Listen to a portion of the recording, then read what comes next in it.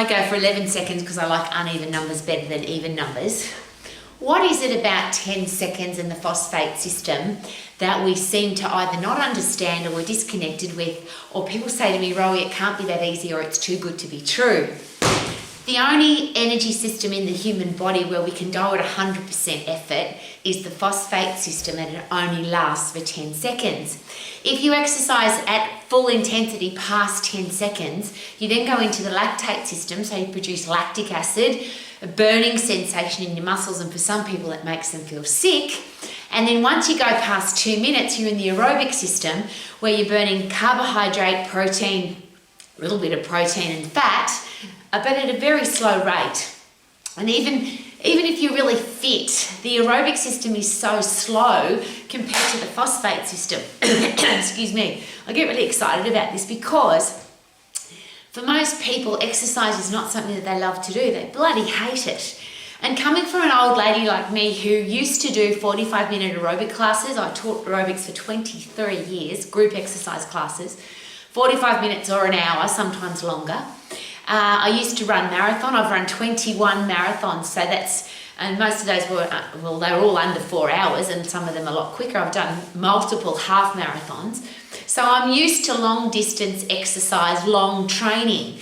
And there's two things to that, or two parts to why I think that is a waste of time and why I don't do it anymore. Because when people say to me, Rowie, you're an old lady, you're fit, healthy and strong, what do you do to stay fit, healthy and strong? And my answer is 10 seconds of intense activity. I inject into my body enthusiasm, excitement and energy for 10 seconds throughout the day. So if it's cold, I come in and punch the bag, I sprint on the cross trainer, I skip rope, I have a treadmill and I go flat out. When I'm in the garden, I pick, rake, lift at 10-second intervals. I go absolutely flat out. When I get my breath back, I go again. And the reason for that is that there's two parts.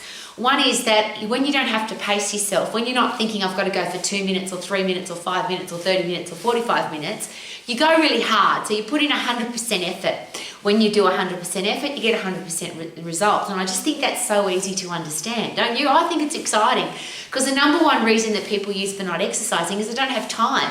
But 10 seconds is something you can do anywhere, anytime, wearing anything. I can get on my cross trainer in my pajamas. I can sprint on the spot in high heel shoes. I can punch the bag in high heel shoes in a business suit. There's absolutely no excuse for not exercising, for not injecting your body with energy, enthusiasm and excitement for 10 seconds. And because it's such a short period of time and because you can go at 100% effort, that's called the fight and flight system. And not because it's the fight and flight system, that just is how the human body works. So what happens, endocrinology is the exciting thing here. Your hormones say, Rowie, you're trying to kill us, or Rowie, you have to fight and flight to get away from whatever threat you're under.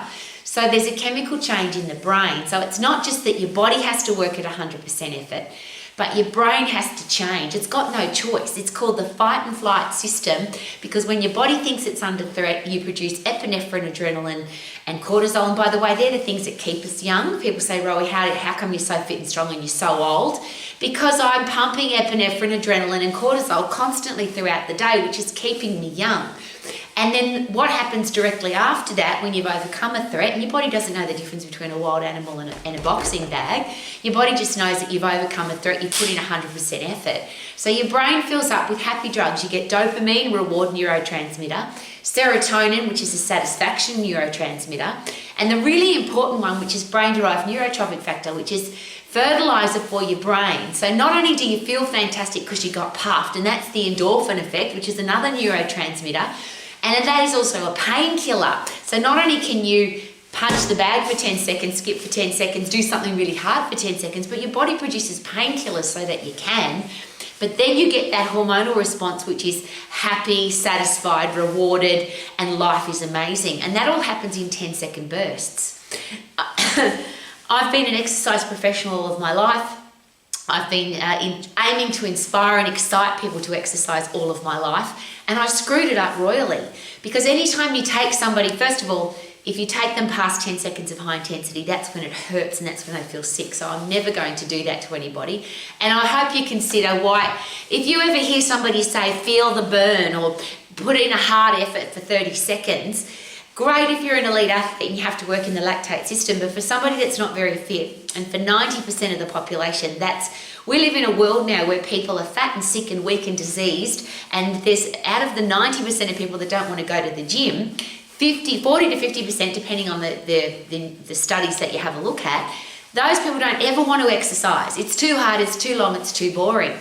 10 seconds is it's such a minute amount of time, but when you put in 100% effort, it has just such a massive change on your body.